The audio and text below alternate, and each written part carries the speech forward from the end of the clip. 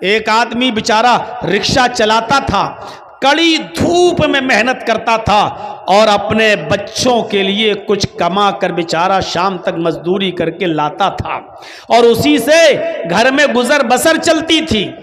ایک دن یہ رکشے والا محنت و مزدوری کر کے جب تھکا ہوا گھر پہ پہنچا، اپنی بیوی سے بولا کہ مجھے کھانا پیش کرو، بہت تیز بھوک لگ رہی ہے، میں محنت و مزدوری کرنے والا آدمی ہوں۔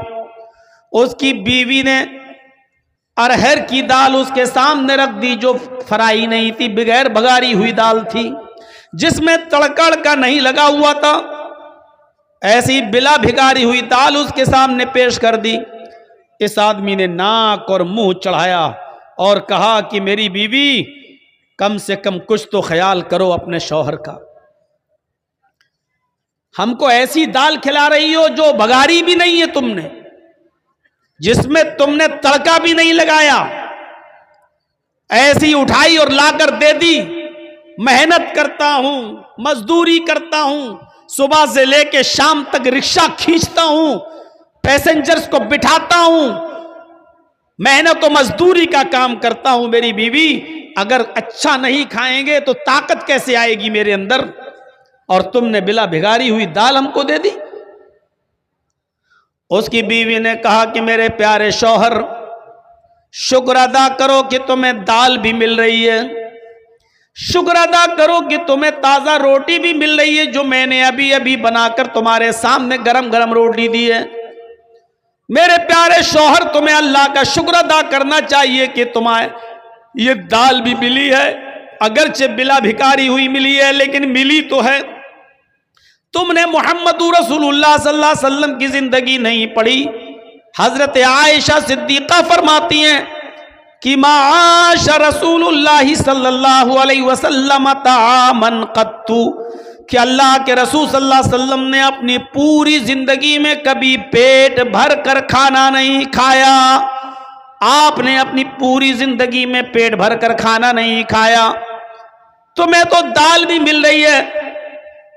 اللہ کے نبی صلی اللہ علیہ وسلم کا حال تو یہ تھا، حضرت عائشہ فرماتی ہیں کہ ہمارے گھر میں 2 مہینے ایسے گزر جایا کرتے تھے کہ چولہا نہیں جلا کرتا تھا، 2 مہینے ہمارے گھر میں چولہا نہیں جلا کرتا تھا۔ اے میرے پیارے شوہر، اللہ کا شکر ادا کرو کہ تمہیں تو دال بھی مل رہی ہے، ورنہ ہمارے نبی کا تو یہ حال تھا کہ 2 مہینے گھر میں چولہا تک نہیں جلتا تھا۔ اس آدمی نے دال روٹی کھانا شروع کر دیا اور اپنی بیوی کی تعریف کرتے ہوئے فرمایا، میری بیوی تم بالکل ٹھیک کہہ رہی ہو، میری بیوی تم نے بالکل صحیح فرمایا۔ ہم نے یہ باتیں مسجد میں جمعے کے دن مولانا سے خطبے میں سنی تھی کہ اللہ کے رسول صلی اللہ علیہ وسلم کے گھر میں 2 مہینے تک چولہا نہیں جلا کرتا تھا، اور حضرت عائشہ فرماتی ہیں کہ ہمارے نبی نے کبھی پیٹ بھر کے کھانا نہیں کھایا اپنی پوری زندگی میں۔ میں نے یہ باتیں سنی اور اس آدمی نے، رکشہ چلانے والے نے، دال اور روٹی کھانا شروع کر دیا۔ میرے بھائیوں، پوری زندگی اس کے سامنے چیخنے کی ضرورت نہیں پڑی اور لمبی چوڑی تقریر کی ضرورت نہیں پڑی، اس کی بیوی نے صرف اس کو ایک حدیث سنائی، اللہ کے نبی کی زندگی کا ایک معمول بتایا اور آپ کی زندگی کے حالات بتائے، اس آدمی نے کھانا شروع کر دیا۔ میرے بھائیوں، اگر ہمیں عمل کرنا ہو تو کسی مولانا کی ایک بات کافی ہے ہماری زندگی میں، ہمارے دل کو اثر کرنے کے لیے اور ہماری زندگی میں عمل کرنے کے لیے۔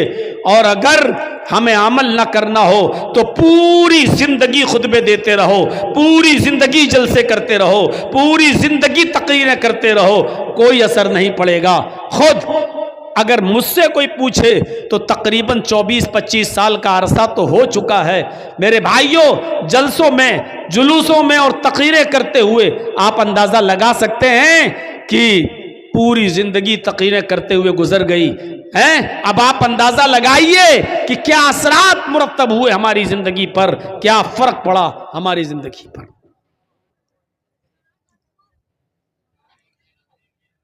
ابو الحاکم حمید الدین قریشی کا نام سنا ہوگا۔ ابو الحاکم حمید الدین، جس کے باپ کا نام تھا بہاء الدین قریشی، کیچ اور مروان کا حکمراں تھا۔ कीज और मरवान का हाकिम गुजरा, बादशाह था, हाकिम वक्त था, और 21 साल तक इसने बड़ी शानदार हुकूमत चलाई।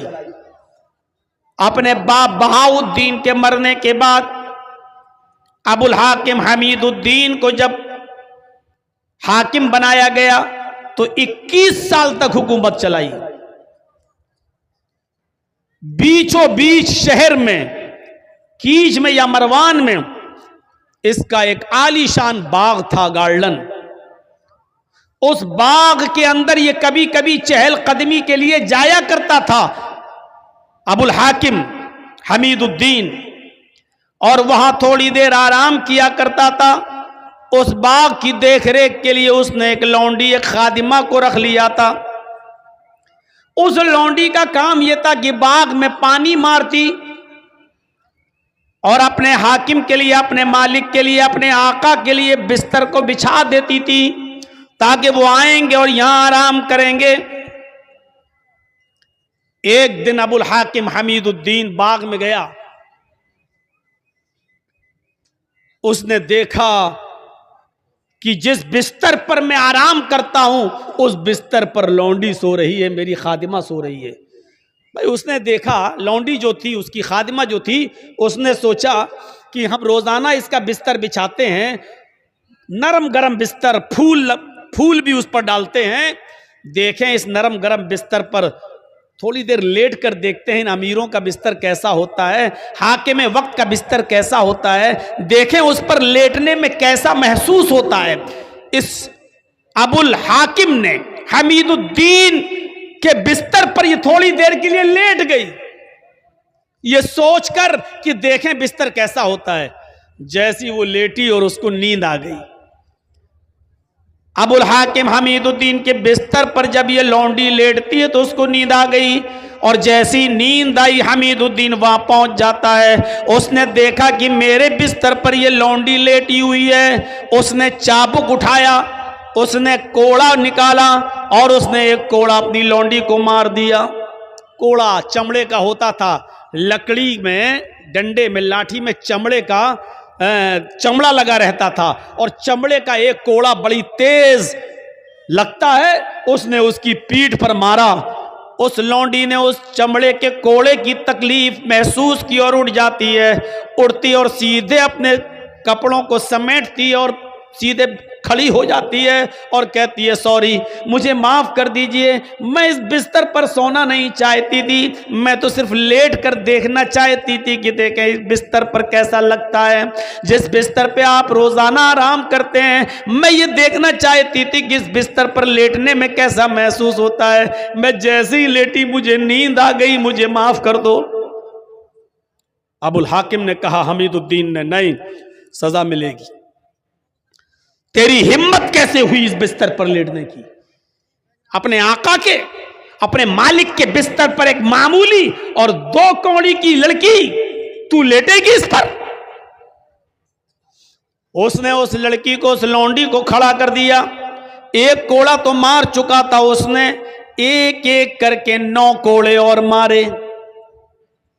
दूसरा कोड़ा मारा, उस लौंडी की खाल छिल गई। तीसरा कोड़ा मारा, खाल और फट गई।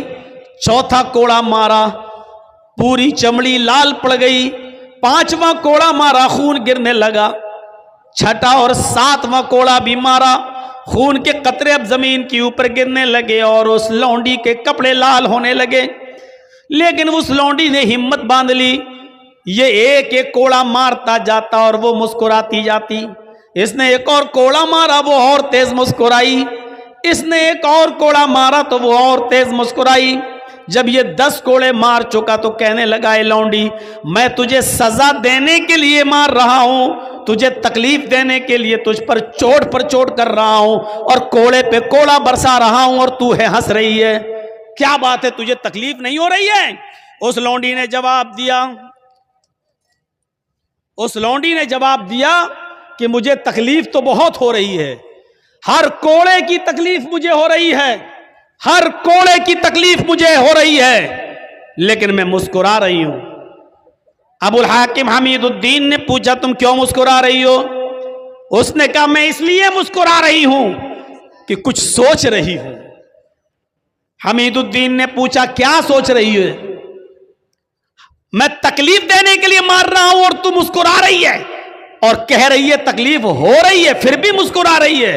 کہاں دیکھ یہ خون کے قطرے دیکھ، یہ زمین پر ٹپکنے والا لہو دیکھ، میری پیٹھ جو چھل چکی ہے، کھال پھٹ گئی دیکھ، تکلیف نہیں ہو رہی تو یہ سب کیسے ہوا؟ لیکن اس کے باوجود میں کچھ اور سوچ کے ہنس رہی ہوں۔ ابو الحاکم حمید الدین نے پوچھا وہی تو میں سننا چاہتا ہوں، کیا سوچ کے ہنس رہی ہے؟ اس نے کہا میں یہ سوچ کر ہنس رہی ہوں کہ تھوڑی دیر تیرے بستر پر لیٹ گئی تو تیری عدالت میں مجھے یہ سزا ملی، تھوڑی دیر میں تیرے بستر پر سو گئی، تھوڑی دیر میں نے آرام کر لیا تو تیری عدالت میں مجھے یہ سزا ملی۔ میں تیرے بارے میں سوچ رہی ہوں کہ تو پوری زندگی عیش و آرام میں رہا ہے، تو پوری زندگی آرام سے سوتا ہے، تجھے تو کبھی تکلیف ہی نہیں ہوتی۔ جب تھوڑی دیر سونے میں تیری عدالت میں یہ تکلیف ہے، جب تھوڑی دیر آرام کرنے کی اور آرام سے سونے کی تیری عدالت میں یہ سزا ہے، تو اللہ کی عدالت میں اس آدمی کی سزا کیا ہوگی جو پوری زندگی عیش و آرام میں سوتا ہے، جس کو کبھی کوئی تکلیف نہیں پہنچتی، اس کی سزا اللہ کی عدالت میں کیا ہوگی؟ میں تیرے بارے میں سوچ رہی ہوں کہ اللہ کی عدالت میں تیری سزا کیا ہوگی۔ حمید الدین ابو الحاکم نے کوڑا زمین پر پھینکا، اس لونڈی سے کہا جا میں نے تجھے آزاد کر دیا، جا آج کے بعد تو میری غلامی سے، میری لونڈیت سے نکل گئی، میں نے تجھے آزاد کر دیا، جا تجھے جہاں جانا ہو، آج کے بعد تو میری لونڈی نہیں۔ اور اس کے بعد میں حکومت چھوڑی، حکمرانی کو خیر آباد کہہ دیا، استعفیٰ دے دیا اور علماء کی صحبت میں چلا گیا، بہت بڑا داعی بن گیا، بہت بڑا مبلغ بن گیا، لوگوں کو دعوت و تبلیغ کا فریضہ انجام دینے لگا، لوگوں کو اللہ اور اس کے رسول کی باتیں بتانے لگا۔ اور ابو الحاکم حمید الدین کا انتقال جب ہوا تو وہ غمنامی کی موت مرا، آج تک پتہ نہیں چلا کہ ابو الحاکم کو، حمید الدین کو دفن کہاں کیا گیا۔ پھر اس نے شہرت چھوڑ دی، نام کے لیے جینا چھوڑ دیا اور دعوت و تبلیغ کا فریضہ انجام دینا شروع کر دیا، اور پوری زندگی پھر گمنامی کی زندگی جیا۔ اس پورے واقعے کو بتانے کا مقصد میرا صرف یہ ہے کہ کوئی لمبی چوڑی تقریر نہیں ہوئی تھی، بہت زیادہ اس کے سامنے باتیں نہیں رکھی گئی تھی، صرف اس لونڈی نے اتنا کہا تھا کہ اگر تھوڑی دیر آرام کرنے کی سزا تیری عدالت میں میری یہ ہے تو تیری سزا اللہ کی عدالت میں کیا ہوگی جو پوری زندگی عیش و آرام کے ساتھ رہا۔ اتنی سی بات ابو الحاکم کو، حمید الدین کو اثر کر جاتی ہے اور وہ نیک بن جاتا ہے، متقی بن جاتا ہے، پرہیزگار بن جاتا ہے، اور اس نے اپنی زندگی کے اندر ایک انقلاب پیدا کر لیا ہے اور گمنامی کی زندگی جیتا ہے، اور کب مرتا ہے پتہ نہیں چلتا۔ فطرت میں زندگی ہو تو ایک جملہ کافی ہے، اور فطرت میں زندگی نہ ہو تو پوری زندگی چیختے رہو، چلاتے رہو۔ بتایا نا کل بتایا تھا نا ابو طالب کا واقعہ، اللہ کے رسول پوری زندگی کہتے رہے چچا کلمہ پڑھ لو، اور آخری وقت بھی کہا قل یا امی لا الہ الا اللہ فی اذنی، آئے میرے چچا میرے کان میں کہہ دو لا الہ الا اللہ۔ لیکن ابو طالب کو کلمہ نصیب نہیں ہوا، فطرت میں زندگی نہیں تھی، بغیر کلمے کے دنیا سے رخصت ہو گیا اور جہنم کا مستحق ہو گیا۔ میرے پیارے ساتھیوں تصور کرو، فطرت میں زندگی ہو تو ایک جملہ کافی ہوتا ہے، ایک لفظ کافی ہوتا ہے، اور پوری زندگی کے دل میں بٹھانے کے لیے اور پوری زندگی کے عمل کرنے کے لیے۔ آج ہم کہاں ہیں؟ ہمارے پاس کہاں ہیں نیکیاں؟ ہے کوئی محاسبہ کرتا اپنی نیکیوں کا؟ چھوٹی سے چھوٹی نیکی کو بھی حقیر مت سمجھو، چھوٹی سے چھوٹی نیکی کو بھی حقیر مت سمجھو۔ قرآن پڑھیے، اللہ رب العالمین فرماتا ہے فَمَن يَعْمَلْ مِثْقَالَ ذَرَّةٍ خَيْرًا يَرَهُ وَمَن يَعْمَلْ مِثْقَالَ ذَرَّةٍ شَرًّا يَرَهُ۔ اگر ذرہ برابر بھی نیکی کرو گے تو اس کو بھی تم اپنے رب کے نام، اپنے نام اعمال میں دیکھ لو گے، ذرہ برابر بھی برائی کرو گے تو اس کو بھی تم اپنے نام اعمال میں دیکھ لو گے۔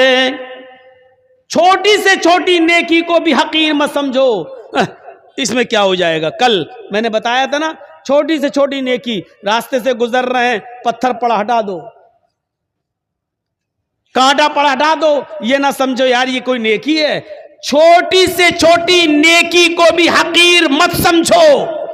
اللہ کے رسول ایک مرتبہ خطبہ دے رہے ہیں اور عورتوں کو مخاطب کر کے کہہ رہے ہیں، یا معاشر النساء، اے عورتوں کی جماعت، اے مستورات، اے عورتوں، تم اپنے گھر میں، تم اپنے گھر کے پڑوس میں رہنے والی کسی پڑوسن کو صدقہ اور خیرات کرنے میں کبھی حقارت محسوس مت کرنا۔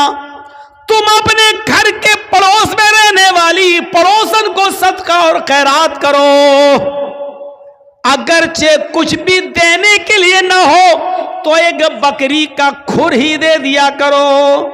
بکری کا کھر ہی کیوں نہ ہو، بکری کا کھر، بکری جس سے چلتی ہے، یہ پیروں کا یہ نچلے والا حصے کو کھر کہا جاتا ہے نا، یہ عرب کے اندر سب سے گھٹیا چیز مانی جاتی تھی، سب سے کمتر چیز سمجھی جاتی تھی۔ تو اللہ کے نبی صلی اللہ علیہ وسلم کہہ رہے ہیں کہ آئے عورتوں، اپنے پڑوسن کو صدقہ اور خیرات کرو، اگرچہ بکری کا کھر ہی کیوں نہ ہو، بکری کا کھر بھی تمہیں دینا پڑے تو دے دو، صدقہ اور خیرات کرو، دو تم ان کو، صدقہ اور خیرات کرو، اس نیکی کو حقیر مت سمجھو۔ آئیے اور ایک اور روایت کی طرف میں تمہیں لے کے چلتا ہوں، بخاری کی روایت ہے، اللہ کے نبی صلی اللہ علیہ وسلم فرماتے ہیں، فاتقوا النار ولو بشق تمرہ، ولو بشق تمرہ پر غور کرو، فاتقوا النار، لوگوں تم اپنے آپ کو جہنم سے بچاؤ، اپنے آپ کو جہنم سے بچاؤ، آگ سے بچاؤ، دوزخ سے بچاؤ۔ کیسے بچاؤ؟ وَلَوْ بِشِقِّ تَمْرَةٍ، اگرچہ تمہیں کھجور کا ٹکڑا ہی دینا پڑے، اس کو بھی اللہ کے راہ میں صدقہ و خیرات کرو۔ کھجور تو بڑا ہو گیا، یہ کھجور ہے، یہ کھجور نہیں ہے تمہارے پاس، آدھا کھجور ہے یا اس کا ایک ٹکڑا ہے تمہارے پاس، چوتھائی حصہ، 1/4 ڈیٹ، 1/4 کھجور، ایک کھجور کا بھی چوتھائی حصہ ہے آپ کے پاس۔ اللہ کے نبی کہہ رہے ہیں کہ اگر وہ بھی تمہارے گھر پہ رکھا ہے، فاضل ہے، تو ولو بشق تمرہ، تو وہ بھی کسی نہ کسی غریب کو یا غریب کے بچے کو دے دو، کھلا دو اس کو، اپنے آپ کو جہنم سے بچاؤ۔ کھجور کے ٹکڑے کی حیثیت کیا ہے؟ کوئی آدمی کھجور کا ٹکڑا دے گا؟ پورا کھجور دے دے گا؟ اللہ کے نبی کہہ رہے ہیں کھجور تو چھوڑو، ولو بشق تمرہ، اگر تمہارے پاس کھجور کا ٹکڑا ہی ہو تو اس کو بھی دے دو۔ یعنی اس نیکی کو بھی حقیر مت سمجھو، ارے یار کیا ہے میرے پاس، یہ اس کا کیا ہو جائے گا، ایک کھجور کا ٹکڑا دیں گے تو اس کا کیا پیٹ بھر جائے گا بیچارے گا، کیا بھرے گا؟ نہیں، اللہ کے نبی اکسا رہے ہیں، ابھار رہے ہیں، اگر تمہارے پاس کھجور کا ٹکڑا ہو تو تم اس کو بھی صدقہ و خیرات کر کے اپنے آپ کو جہنم سے بچاؤ۔ فاتقوا النار ولو بشق تمرہ، اپنے آپ کو دوزخ سے، جہنم سے بچاؤ، اگرچہ تمہارے پاس کھجور کا ٹکڑا ہی کیوں نہ ہو، صدقہ و خیرات کرنے کے لیے کرو۔ وہ حدیث یاد ہے نا، بخاری کی، حضرت عائشہ فرماتی ہے کہ میرے پاس ایک مانگنے والی آئی، جاءتنی سائلہ، میرے پاس مانگنے والی آئی، ومعہا صبیان، اس کے ساتھ 2 چھوٹے چھوٹے بچے تھے، مانگنے لگی، میرے پاس ایک کھجور تھی، میں نے وہ کھجور لا کر اس عورت کو دے دیا، اس کھجور نے اس کے 2 ٹکڑے کر دیے، ایک ٹکڑا اس بچے کو دے دیا، ایک ٹکڑا اس بچے کو دے دیا، ایک ٹکڑا اس بچے کو دے دیا، ایک ٹکڑا اس بچے کو دے دیا، اور اپنا خود نہیں کھایا، ان دونوں بچوں نے آدھی آدھی کھجور کھا لی اور چلی گئی وہ عورت اپنے بچے کو لے کر، بچوں کو۔ اللہ کے نبی صلی اللہ علیہ وسلم جب گھر میں آئے تو حضرت عائشہ نے پورا منظر بیان فرمایا، تو اللہ کے نبی صلی اللہ علیہ وسلم نے فرمایا وجبت علیہ الجنہ، عائشہ جو عورت اپنے بچوں کے کھانے پینے کی آزمائش میں مبتلا کر دی گئی، جو اپنے بچوں کی پرورش میں آزمائی گئی اور اس آزمائش میں پوری اترتی ہے، اس عورت کی اوپر جنت واجب ہے۔ یعنی اس عورت نے خود بھوکا رہ کر اپنے بچوں کو آدھی آدھی کھجور دے دی، اپنے بچوں کو ٹکڑے دے دیے کھجور کے، خود بھوکی رہ گئی، اللہ تعالیٰ نے اس عورت پر جنت واجب کر دی، یعنی اس عورت کے اوپر جنت فرض ہو گئی، جنت واجب ہو گئی۔ غور کیجئے، کھجور کا ایک کھجور تھی، حضرت عائشہ نے وہی دے دی۔ اب آپ کہو گے ایک کھجور میں کیا ہوتا ہے، نہ عورت کا پیٹ بھرا نہ بچوں کا، لیکن حضرت عائشہ نے ایک کھجور تھی وہی دے دی۔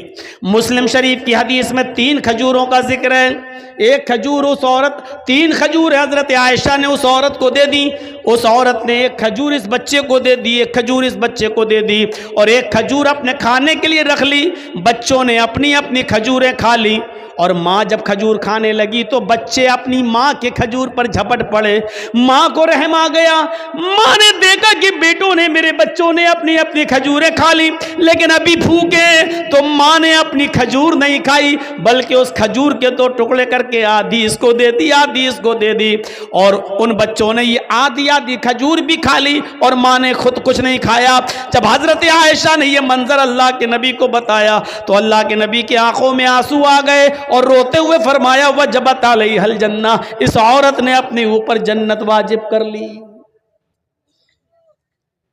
کسی بھی نیکی کو حقیر مت سمجھو، چھوٹی سے چھوٹی نیکی کو بھی حقیر مت سمجھو۔ حضرت ابو بکر صدیق کے دور خلافت میں قحط پڑ گیا، قحط مطلب سوکھا، لوگوں کے پاس کھانے پینے کے لیے اناج نہیں ہے، غلہ نہیں ہے، سوکھا پڑ گیا، ابو بکر کا زمانہ ہے۔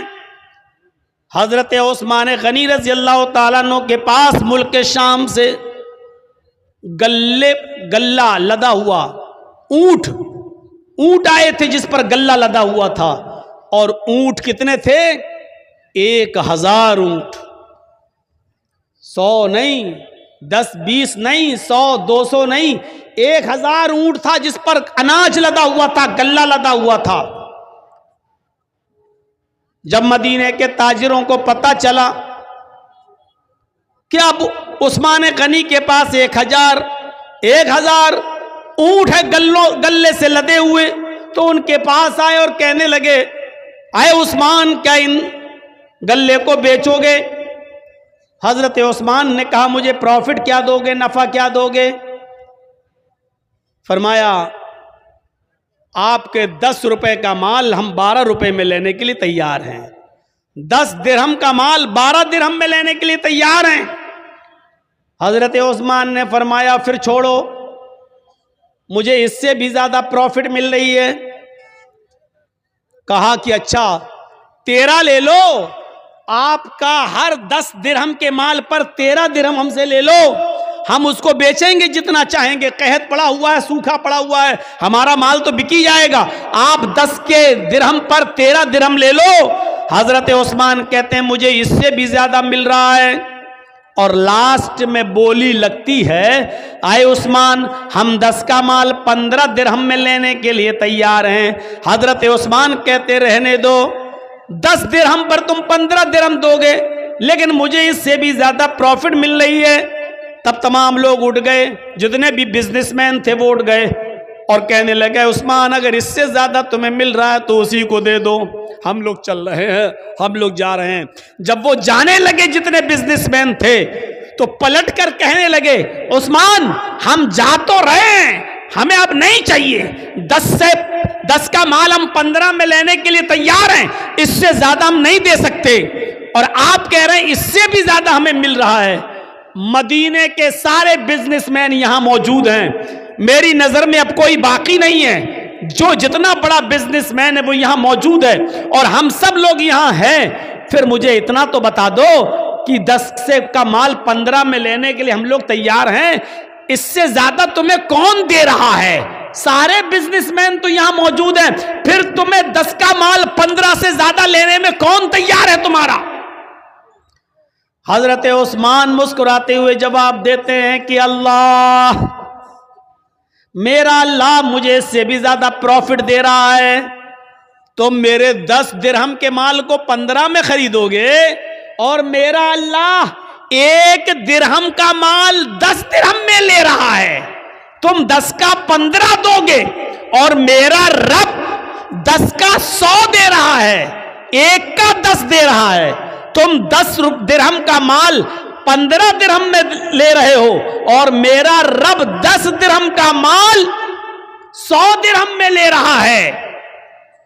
یعنی ہم یہ سارا کا سارا مال 1000 گلے سے لدے ہوئے ان اونٹوں پر، جو مال لدا ہوا، گلہ لدا ہوا ان اونٹوں پر، ہم یہ سارا کا سارا صدقہ کریں گے، خیرات کریں گے، اللہ کی راہ میں خرچ کر دیں گے، غریبوں اور مسکینوں تک پہنچائیں گے، اور میرا رب 1 درہم کا مال کا ثواب مجھے 10 گنا دے گا، 10 گنا دے گا، یعنی 10 درہم کا ثواب ہمیں 100 درہم کے برابر دے گا۔ 1000 گلے سے لدے ہوئے اونٹوں کے صدقے کا ثواب 10 گنا بڑھا کر، آپ غور کرو، 1000 کا 10 گنا بڑھا دو تو 10,000 گلے سے لدے ہوئے اونٹوں کا صدقہ کرنے کا ثواب ہمیں ملے گا۔ اس لیے آپ جائیے، ہمیں آپ کو مال نہیں بیچنا ہے۔ میں نے کہا چھوٹی سے چھوٹی نیکی کو بھی حقیر مت سمجھو۔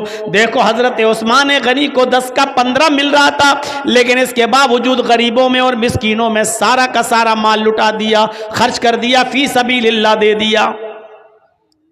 اب دیکھو یہاں تو مدرسوں کے لیے تعاون کے لیے کتنا منانا پڑتا ہے، کتنے جھانسے دینا پڑتے ہیں، کتنا بوتل میں اتارنا پڑتا ہے، تب جا کر 100 روپے اور 200 روپے اور 500 روپے اور 1000 روپے ہماری جیب سے نکلتے ہیں۔ حضرت عثمان غنی کی سخاوت سے سیکھو۔ 1000 گلے سے لدے ہوئے اونٹ، یہ بھی نہیں کہا چلو 1 اونٹ کا مال ہم خرچ کر دیتے ہیں اللہ کی راہ میں، نہیں، پورا کا پورا 1000 اونٹ گلے سے لدے ہوئے سب کا سب خرچ کر دیا، اور سب کا سب صدقہ و خیرات کر دیا۔ یہ جذبہ تھا، یہ جذبہ تھا حضرت عثمان غنی کا۔ چھوٹی سے چھوٹی نیکی کو بھی حقیر مت سمجھو۔ حضرت ابوبکر صدیق کے دور خلافت میں، حضرت ابوبکر صدیق کے دور خلافت میں حضرت عمر کا معمول یہ تھا کہ رات میں اٹھتے، سنیے، رات میں اٹھتے اور تہجد کی نماز پڑھنے کے بعد فجر کی نماز سے پہلے، فجر کی نماز سے پہلے تہجد کی نماز پڑھنے کے بعد وہ رات میں نکل جاتے اور ایک بوڑھی عورت کے گھر پہ جاتے، اس کے برتن صاف کر دیتے، اس کے کپڑے دھل دیتے اور اس کے گھر میں جھاڑو لگا دیا کرتے تھے۔ کسی نیکی کو حقیر مت سمجھو۔ حضرت عمر فاروق کا معمول دیکھیے گا، کیا کر رہے ہیں؟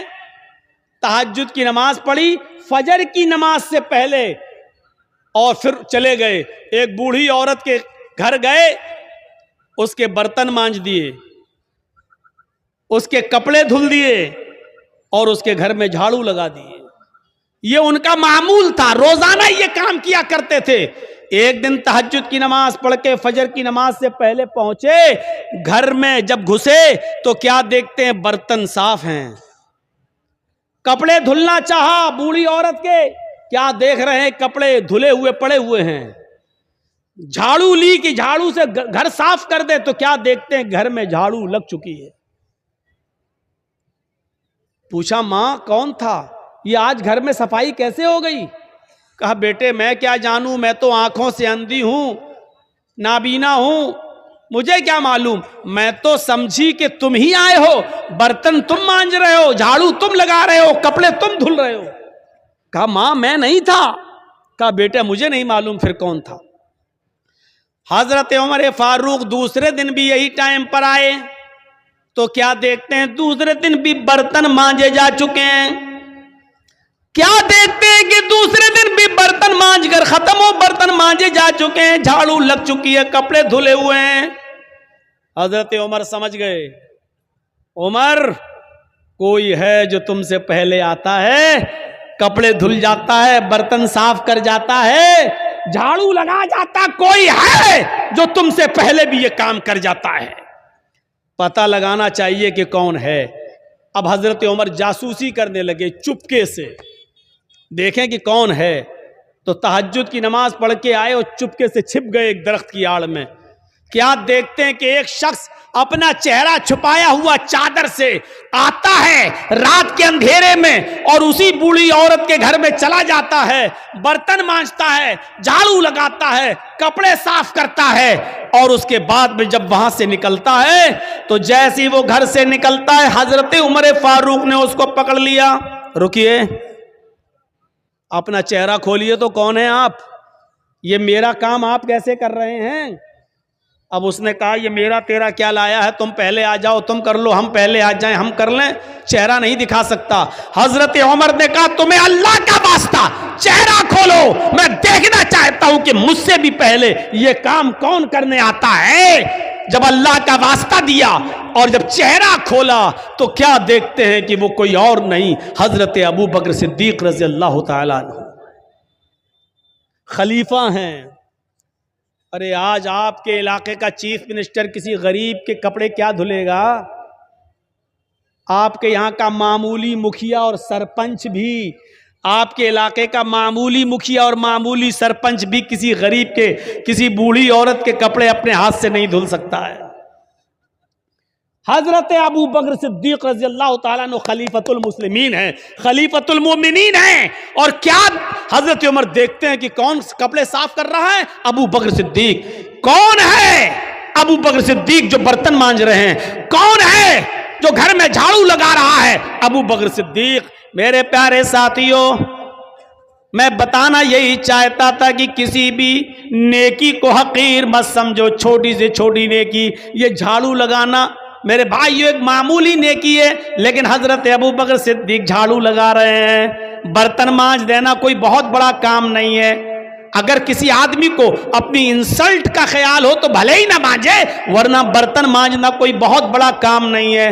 برتن مانج دینا، کپڑے دھل دینا، جھاڑو لگا دینا، یہ کوئی بہت بڑا کام نہیں ہے۔ لیکن حضرت ابو بکر ان کاموں کو بھی حقیر نہیں سمجھا کرتے تھے، حضرت عمر ان کاموں کو بھی حقیر نہیں سمجھا کرتے تھے، اس لیے فرمایا کوئی بھی چھوٹا سی چھوٹی نیکی کو بھی حقیر مت سمجھو۔ کھجور نہ ہو، کھجور کا ٹکڑا ہی صدقہ و خیرات کرو۔ میرے پیارے ساتھیوں، ان چیزوں کو اپنے ذہن میں رکھیے، ان چیزوں کو اپنے ذہن میں رکھیے۔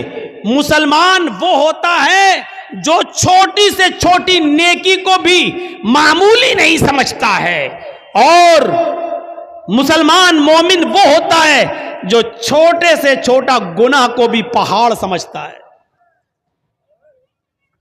ایک چیز یاد رکھیے گا، مسلمان کون ہوتا ہے؟ جو چھوٹی سی چھوٹی نیکی کو بھی حقیر نہ سمجھے۔ مسلمان کون ہوتا ہے؟ جو چھوٹے سے چھوٹے گناہ کو پہاڑ کے برابر سمجھے، بہت بڑا سمجھے۔ اور منافق کون ہوتا ہے؟ جو بڑے سے بڑے گناہ کو بھی معمولی سمجھے۔ منافق کون ہوتا ہے؟ جو بڑے سے بڑے گناہ کو بھی یہ سمجھے کہ ناک پر مکھی بیٹھی تھی ایسے اڑایا اور اڑ گئی، یعنی بڑے سے بڑے گناہ کو بھی وہ سمجھتا ہے جیسے ناک پر بیٹھی ہوئی مکھی کو اڑا دیا۔ یہ منافق ہوتا ہے، منافق۔ اندازہ لگا رہے ہیں آپ؟ مسلمان کبھی چھوٹی سے چھوٹی نیکی کو بھی حقیر نہیں سمجھتا، اور کوئی چھوٹے سے چھوٹے گناہ کو بھی معمولی نہیں سمجھتا بلکہ بہت بڑا گناہ سمجھتا ہے۔ صحابہ کرام فرماتے ہیں، اے لوگوں جن گناہوں کو تم معمولی سمجھ کر جاتے ہو، ہم اللہ کے نبی کے زمانے میں، ہم رسول اللہ صلی اللہ علیہ وسلم کے زمانے میں، ہم چھوٹے سے چھوٹے اور معمولی سے معمولی گناہ کو بھی پہاڑ کے برابر سمجھا کرتے تھے، پہاڑ کے برابر جانا کرتے تھے۔ ہم نبی اکرم صلی اللہ علیہ وسلم کے زمانے میں معمولی سے معمولی گناہ کو بھی پہاڑ کے برابر سمجھا کرتے تھے۔ اور مسلمان کی پہچان یہ ہے کہ اس کے سامنے ایک راستہ مصیبت کا ہو اور دوسرا راستہ معصیت، گناہ اور نافرمانی کا ہو۔ ایک راستہ تو ہو مصیبت کا، پریشانی کا، اور دوسرا راستہ ہو گناہ کا، تو مسلمان وہ ہوتا ہے جو مصیبت کے راستے کو اختیار کر لیتا ہے لیکن گناہ کے راستے کو اختیار نہیں کرتا۔ اب میں مثال دوں گا، ذرا سنیے گا میرے پیارے ساتھیوں۔ مسلمان وہ ہوتا ہے جس کے سامنے اگر دو راستے آ جائیں، ایک طرف پریشانی کا راستہ، مصیبت کا راستہ، اور دوسری طرف گناہ کا راستہ. کوئی کام کرنے میں پریشانی ہے اور اس کام کو نہ کرنے میں عیش و آرام ہے، عیش و آرام ہے لیکن گناہ ہے، تو مسلمان وہ ہوتا ہے جو پریشانی اور مصیبت کا راستہ اختیار کرتا ہے. حضرت یوسف علیہ السلام کو دیکھیے، چھوٹے ہیں، بچے ہیں، اور ان کے بھائیوں نے برگلا لیا اپنے ماں باپ کو، اپنے باپ یعقوب علیہ السلام کو بہکا لیا. اے ہمارے ابو، ہم یوسف کو اپنے ساتھ لے جاتے ہیں جنگل میں، ہمارے ساتھ کھائے گا، پیے گا، کھیلے گا، دوڑے گا، آپ یوسف کو اپنے پاس رکھتے ہیں ہر وقت، ہمارے ساتھ بھی تو اس کو مار بھیجیے، ذرا سیر و تفریح کرے، چلے پھرے، گھومے، ٹہل کر دیکھے. اور باپ نے بہت منع کیا لیکن بیٹوں نے منا لیا، اور باپ نے حضرت یوسف علیہ السلام کو بھائیوں کے ساتھ، بیٹوں کے دوسرے بیٹوں کے ساتھ بھیج دیا کہ جاؤ، لے جاؤ، لیکن یاد رکھنا، خیال رکھنا یوسف کا، چھوٹا بچہ ہے. دیکھو، اور جب یہ لوگ جنگل کے اندر پہنچ جاتے ہیں تو اب صلاح و مشورہ کرتے ہیں کہ یوسف کو کیا کریں. پھر ایک حتمی فیصلہ کرتے ہیں کہ مارنا ٹھیک نہیں ہے، قتل کرنا ٹھیک نہیں ہے، یوسف کو ہم ایک ویران کنویں میں ڈال دیتے ہیں، یوسف کو ہم ایک اندھے کنویں میں پھینک دیتے ہیں، کوئی آئے گا اور اٹھا کر یوسف علیہ السلام یوسف کو لے جائے گا، پھر وہ اپنے یہاں پالے گا، پوسے گا، بڑا کرے گا. ہمیں کیا مطلب، ہم سے تو ایک مصیبت ٹل جائے گی. ہمارے والدین، ہمارے ماں باپ، ہمارے باپ یعقوب یوسف سے محبت کرتے ہیں اور وہ جگہ ہمیں اپنے دل میں نہیں دیتے جو یوسف کا مقام ہے. پھر ان لوگوں نے عزم مصمم کر لیا اور یوسف علیہ السلام کو ایک کنویں کے اندر پھینک دیا، کنویں میں ڈال دیا، اور روتے ہوئے اپنے گھر آتے ہیں. ایک یوسف علیہ السلام کی قمیض اتار لی، ان کا کرتا اتار لیا، اور ایک بکری کو ذبح کر کے بکری کا جھوٹا خون، بکری کا خون اس قمیض میں لگا کر لے آئے. اور جب اپنے گھر پہ آتے ہیں تو اپنے ابا سے کہتے ہیں، یعقوب علیہ السلام سے کہتے ہیں، یا ابانا، آئے ہمارے ابو جان، انا ذهبنا نستبق وتركنا يوسف عند متاعنا فاكله الذئب. اے ابو جان، ہم یوسف علیہ السلام کو لے گئے اور ہم کھیل کود میں لگ گئے، نستبق، ہم کھیل کود میں لگ گئے، ہم دوڑ بھاگ میں لگ گئے، وَتَرَكْنَا يُوسُفَ عِنْدَ مَتَاعِنَا، اور یوسف کو اپنے سامان کے پاس چھوڑ دیا کہ تم اس کی دیکھ ریکھ کرنا. ہم لوگ ادھر ادھر کھیل کود میں لگ گئے، فَأَكَلَهُ الذِّئْبُ، بھیڑیا آیا اور بھیڑیا یوسف علیہ السلام کو کھا گیا. بھیڑیا آیا اور بھیڑیے نے یوسف کو پھاڑ دیا. اے ہمارے ابو، آپ ہماری بات پر ایمان کیوں لائیں گے؟ آپ ہماری بات کیوں مانیں گے؟ وَمَا أَنْتَ بِمُؤْمِنٍ لَنَا، آپ ہماری بات کیوں مانیں گے؟ وَلَوْ كُنَّا صَادِقِينَ، اگرچہ ہم سچے ہی کیوں نہ ہوں، ہم سچ بول رہے ہیں پھر بھی آپ کو ہماری بات کا یقین نہیں ہوگا. اپنے ماں باپ سے یہ بات کہہ دی یعقوب علیہ السلام سے.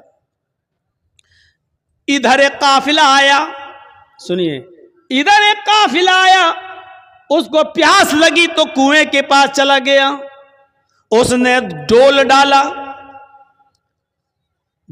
ڈول، اور اس یوسف علیہ السلام اس ڈول میں بیٹھ گئے.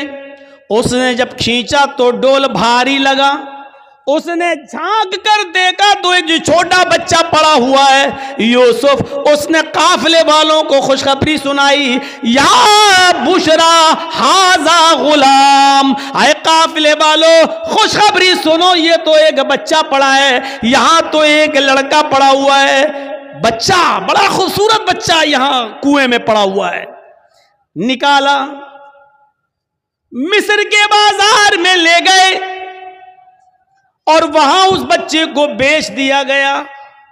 اور جانتے ہو اتنا خوبصورت بچہ یوسف علیہ السلام, جن کی خوبصورتی کا ذکر قرآن میں موجود, لیکن اس خوبصورت بچے کی قیمت بھی کیا لگی مصر کے بازار میں جانتے ہو؟ ان کو پیسہ چاہیے تھا. کہتے نہیں کہ کوئی چوری کا مال ہو یا ایسا کوئی مال ہو تو آدمی جلدی ہٹاتا ہے. کبھی کبھی 20,000 کا موبائل 2,000 میں دے کے چلا جاتا ہے کہ جلدی ہٹے, جلدی سے نکلے, اور پکڑا جائے تو دوسرا پکڑا جائے, ہم نہ پکڑے جائیں. ایسی انہوں نے دیکھا کہ یہ یوسف ہمیں ملے تو جلدی سے ان کو ہٹا دیا جائے. اور مصر کے بازار میں جب بولی لگی تو جانتے ہو بہت کم قیمت میں ان کو بیچ دیا گیا. وَشَرَوْهُ بِثَمَنٍ بَخْسٍ دَرَاهِمَ مَعْدُودَةٍ. قرآن کے الفاظ دیکھو میرے بھائیوں, ان لوگوں نے چند سکوں میں یوسف کو بیچ دیا, چند ٹکوں میں, چند کھوٹے سکوں میں یوسف کو بیچ دیا. لو, یوسف علیہ السلام بادشاہ مصر کے مہمان بنے. دھیرے دھیرے بادشاہ مصر کے پاس پہنچے. بادشاہ مصر نے اپنی بیوی سے کہا یہ بچہ ہے, اس کی دیکھ ریکھ کرو, آگے چل کر ہو سکتا ہے کہ ہم اس کو بیٹا بنا لیں. دیکھو اس کی خدمت کرو, دیکھ بھال کرو. اور بادشاہ مصر کے گھر میں یوسف کی پرورش ہونے لگی. دھیرے دھیرے بڑے ہوتے گئے اور ایک دن آیا کہ یوسف علیہ السلام اپنی جوانی کو پہنچ گئے. یہاں خوبصورتی اپنی قیامت برپا کر رہی تھی اور یہاں یوسف علیہ السلام جوان ہو گئے. اور ادھر بادشاہ مصر کی بیوی کا دل ہچکولے لینے لگا. وہ اس غلام پر, یوسف علیہ السلام پر اندر ہی اندر دل و جان سے فریفتہ تھی, دل و جان سے قربان تھی.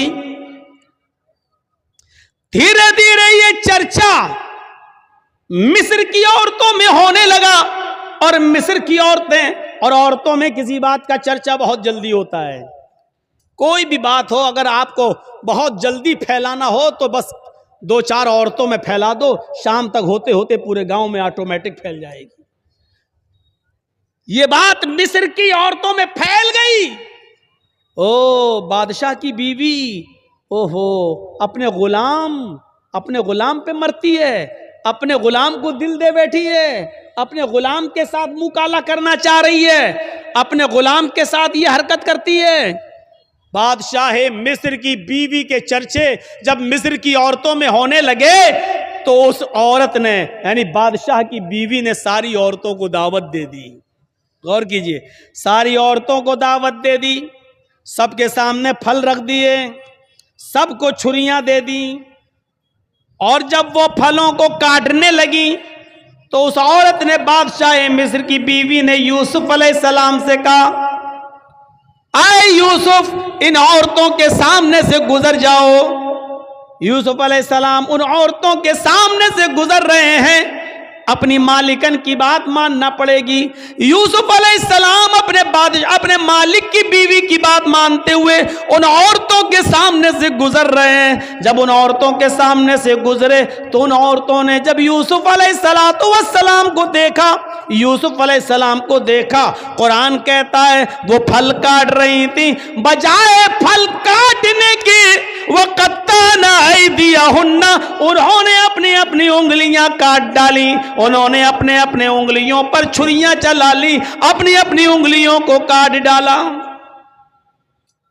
اور جب یوسف پر نظر پڑی تو چیخ پڑی ما ھذا بشر ان ھذا الا ملک کریم. یہ کوئی انسان نہیں ہے, ما ھذا بشر, یہ کوئی انسان نہیں ہے, ان ھذا الا ملک کریم, نہیں یہ تو ایک معزز اور مکرم فرشتہ نظر آتا ہے, یہ کوئی انسان لگتا ہی نہیں ہے. دیکھو کتنا خوبصورت ہے, کتنا حسین و جمیل ہے, یہ کوئی انسان نہیں, یہ تو کوئی بزرگ فرشتہ نظر آ رہا ہے. مطلب سمجھ رہے ہیں؟ ابھی صرف بادشاہ کی بیوی فریفتہ تھی یوسف پر، اب مصر کی ساری عورتوں نے دل دے بیٹھا یوسف کو۔ ہر عورت چاہنے لگی کہ یوسف ہمارے ہو جائیں، یوسف ہمارے ہو جائیں۔ ایک فتنہ کھڑا ہو گیا۔ اب بادشاہ کی بیوی نے کہا دیکھا، دیکھ لیا تم نے، اب بتاؤ اس میں میری کیا غلطی ہے؟ اس کو میں نے بہت بہکایا، اپنی طرف مائل کیا، لیکن یہ بچا رہا، اور پھر یوسف کے سامنے دھمکی دیتی ہے بادشاہ کی بیوی، اے عورتوں، اے مصر والیوں سنو، اگر یوسف نے میری بات نہیں مانی، میری خواہش پوری نہیں کی، میں اس سے جو چیز چاہتی ہوں، اگر میرا مطالبہ اس بچے نے، اس لڑکے نے، اس غلام نے اگر پورا نہیں کیا تو یہ جیل میں سڑے گا، یا سخت سے سخت سزا میں اس کو دلاؤں گی، سخت سے سخت سزا دلواؤں گی یا جیل میں سڑے گا۔ اب یوسف علیہ السلام کو جب دھمکی ملتی ہے تو یوسف علیہ السلام کے پاس دو ہی راستے تھے۔ ایک راستہ تو یہ تھا مصیبت کا، اس عورت کی بات نہ مانیں اور جیل میں چلے جائیں، یہ مصیبت کا راستہ تھا۔ میں نے کہا نا، مومن کے لیے اگر ایک طرف مصیبت کا راستہ ہو اور ایک طرف گناہ کا راستہ ہو، معصیت کا، تو مومن مصیبت کا راستہ اختیار کر لیتا ہے لیکن گناہ کا راستہ اختیار نہیں کرتا۔ یوسف علیہ السلام کے سامنے دو راستے تھے۔ یہاں بادشاہ مصر کی بیوی نے کہا کہ اگر اس نے میری بات نہیں مانی تو اس کو سخت سے سخت سزا دلواؤں گی یا جیل کے اندر سڑے گا۔ یوسف علیہ السلام کے پاس دو ہی راستے تھے۔ ایک راستہ یہ تھا کہ بادشاہ کی بیوی کی بات مان لیں اور جو وہ کہہ رہی ہے اس کی مرضی کو پورا کر دیں۔ اگر ایسا کر لیتے، بادشاہ کی بیوی کی بات مان لیتے تو پانچوں انگلی گھی میں تھی۔ بادشاہ کی بیوی ان کو بچاتی بھی، بادشاہ کی بیوی ان کا خیال بھی رکھتی، بادشاہ کی بیوی ان کو تنہائی کا موقع بھی دیتی، بادشاہ کی بیوی ان کی عزت و تکریم بھی کرتی، بادشاہ کی بیوی ان کو اچھی طریقے سے ان کی حفاظت بھی کرتی، سب کچھ کرتی، اور جو وہ چاہتے وہ ان کو ملتا رہتا۔ لیکن یہ راستہ گناہ کا راستہ تھا، یہ راستہ معصیت کا راستہ تھا۔ اب دوسرا راستہ یوسف علیہ السلام کے سامنے یہ تھا کہ میں اس غلط راستے پر نہیں چلوں گا۔ تو وہ عورت کہہ رہی ہے میں جیل میں ڈلوا دوں گی، میں سخت سے سخت سزا دلواؤں گی۔ تو یوسف علیہ السلام نے یہ راستہ پسند کر لیا اور نظریں آسمان پہ ڈالی اور فرمایا الہ العالمین، اے میرے پروردگار، بادشاہ مصر کی بیوی نے یہ ٹھان لیا ہے کہ میں اس کے ساتھ غلط کام کروں، اور وہ یہ بھی کہہ رہی ہے اگر اس نے میری بات نہ مانی تو میں اس کو سزا دلواؤں گی اور جیل میں ڈلوا دوں گی۔ رب السجن احب الی مما یدعوننی الیہ، اے میرے پروردگار، اے میرے اللہ، اے میرے رب، مجھے جیل میں جانا زیادہ پسند ہے۔ رب السجن احب الی مما یدعوننی الیہ، اے اللہ مجھے جیل زیادہ محبوب ہے، مجھے جیل میں جانا زیادہ پسند ہے بنسبت اس کے جس برے کام کی طرف یہ عورتیں مجھے بلا رہی ہیں، اور بادشاہ مصر کی بیوی مجھے چاہ رہی ہے۔ اس کام کے کرنے سے بہتر اور زیادہ اچھا میرے لیے یہ ہے کہ میں جیل میں چلا جاؤں۔ وَإِلَّا تَصْرِفْ عَنِّي كَيْدَهُنَّ اَصْبُ إِلَيْهِنَّ، اے ہمارے پروردگار، اے ہمارے رب، اگر تو نے مجھے ان کی چالوں سے نہ بچایا، اے اللہ اگر تو نے مجھے ان کی چالوں سے میری حفاظت نہ کی۔ یہ عورت کی چالیں کتنی خطرناک ہوتی ہیں، آپ کو اپنے گھر میں پیار و محبت کے جال میں پھنسا کر بلا بھی لیں گی اور آپ کو پھنسوا بھی دیں گی، آپ کو پھنسوا بھی دیں گی۔ تو اسی لیے یوسف علیہ السلام کیا کہہ رہے ہیں، وَإِلَّا تَصْرِفْ عَنِّي كَيْدَهُنَّ، اے اللہ مجھے جیل جانا زیادہ محبوب ہے، زیادہ پسند ہے۔ बनिस्बत उसके जिस बुरे काम की तरफ ये मुझे बुला रही हैं, आय अल्लाह अगर तूने मुझे इनकी चालों से महफूज न किया, अगर तूने मुझे इनकी चालों से न बचाया, अस्बु इलैहिन्ना, तो मैं भी इनकी तरफ झुक जाऊंगा, मैं भी इनकी तरफ माइल हो जाऊंगा, मैं भी इनके साथ गलत काम कर बैठूंगा, वाकुम मिनल जाहिलीन, और मैं जाहिलों में नादानों में से हो जाऊंगा। अय अल्लाह मैं जाहिलों और नादानों में से हो जाऊंगा, इसलिए अल्लाह मुझे इनके शर्र फितन से और इनकी चालों से तू मेरी हिफाजत फरमा।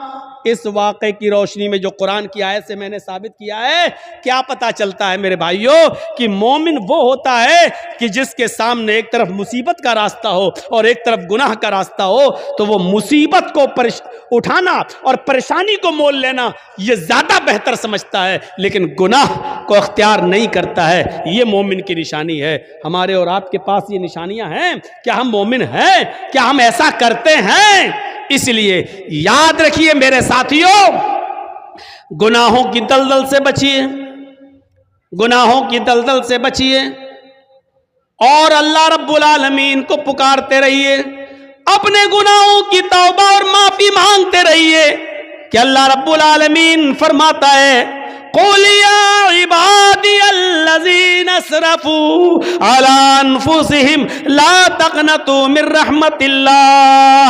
ऐ मोहम्मद सल्लल्लाहु अलैहि वसल्लम मेरे बंदों से कह दो, या इबादी अल्लज़ीना असरफ़ू अला अनफुसिहिम, ऐ अल्लाह के बंदो, अगर तुमने गुनाह कर करके, अगर तुमने जुल्म कर करके, अगर तुमने अय्यारियों मक्कारियां कर करके गुनाह कर डाले और जमीन और आसमान भी भर लिए, अपनी जानों पर तुमने जुल्म किया, अपनी जानों पर तुमने जुल्म किया है और तुम हद से आगे बढ़ चुके हो, ला तक़नतू मिन रहमतिल्लाह, कह दो आय अल्लाह के बंदो, अल्लाह की रहमत से ना उम्मीद मत हो जाओ, अल्लाह की रहमत से ना उम्मीद मत हो। अल्लाह रब्बुल आलमीन तुम्हारे गुनाहों को अब भी माफ कर देगा, बशर्त ये कि तुम सच्चे दिल से तौबा करो, इस्तिग़फ़ार करो।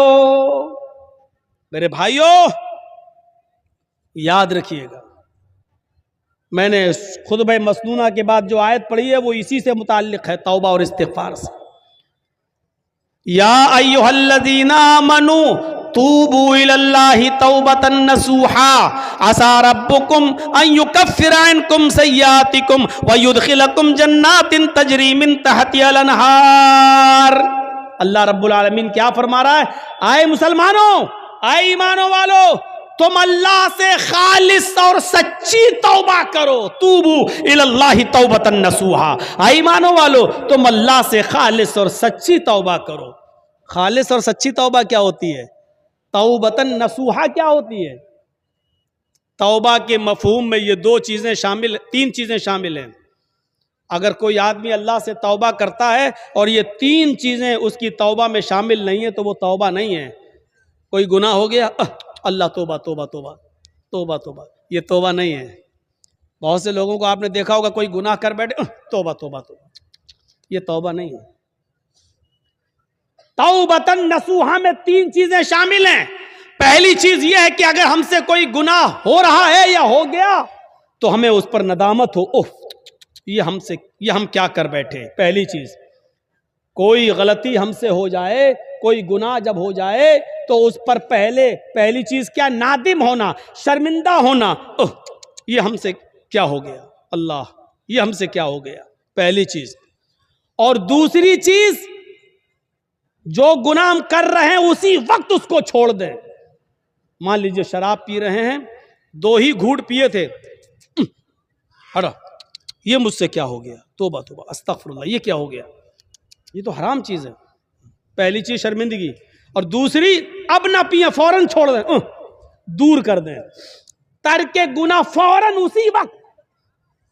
और तीसरी चीज इसमें क्या शामिल है? आय अल्लाह बहुत बड़ा जुर्म हो गया, आय अल्लाह मैं वादा करता हूं कि आइंदा कभी शराब को हाथ नहीं लगाऊंगा, आइंदा कभी मैं इस गुनाह को नहीं करूंगा। ये तीन चीजें समझ लिया ना? پہلی چیز شرمندگی ہو، اللہ یہ مجھ سے کیا ہو گیا۔ دوسری چیز اس غلطی کو، اس گناہ کو فوراً چھوڑ دو، اگر کر رہے ہو تو اسی وقت ترک کر دو، اب نہ کرو، اسی وقت چھوڑ دو۔ اور تیسری چیز آئندہ مستقبل میں، فیوچر میں پھر کبھی وہ غلطی نہ کرنے کا عزم اور ارادہ بھی پکا ہو کہ اب آئندہ ہم یہ گناہ نہیں کریں گے۔ یہ تین چیزیں جب تک ہماری توبہ میں شامل نہیں ہوں گی میرے پیارے ساتھیوں، ہماری توبہ نہیں ہوگی۔ توبہ تو ہے لیکن توبتن نصوحا نہیں ہے۔ اللہ نے فرمایا یا ایھا الذین آمنوا توبوا الی اللہ توبتن نصوحا، اے ایمانو والو تم اللہ سے توبہ کرو سچی اور خالص۔ جب تم سچی اور خالص توبہ کرو گے تو عسیٰ ربکم ان یکفر عنکم سیئاتکم، تو اللہ تمہارے گناہوں کو مٹا دے گا۔ عسیٰ ربکم ان یکفر عنکم سیئاتکم، تو اللہ تمہارے گناہوں کو مٹا دے گا۔ ویدخلکم جنات تجری من تحتہا الانہار، جب تم خالص اللہ سے سچی توبہ کرو گے تو اللہ تمہیں ایسی جنتوں میں داخل کر دے گا جس کے نیچے نہریں بہہ رہی ہوں گی، جس کے نیچے نہریں جاری ہوں گی۔ توبہ کون کرتا ہے؟ مسلمان۔ توبہ کون کرتا ہے؟ مومن۔ دوستو، امید کرتا ہوں کہ آپ حضرات نے اس بیان کو پورا سنا ہوگا۔ بیان کیسا لگا کمنٹ میں ضرور بتانا، اور اپنے دوستوں اور رشتہ داروں کے ساتھ شیئر ضرور کرنا۔ اللہ ہم سب کو اس بیان پر عمل کرنے کی توفیق عطا فرمائے۔ تو دوستو پھر ملتے ہیں اگلی ویڈیو میں، جب تک اپنا خیال رکھیے، ہمیں دعاؤں میں یاد رکھیے۔ السلام علیکم ورحمۃ اللہ وبرکاتہ۔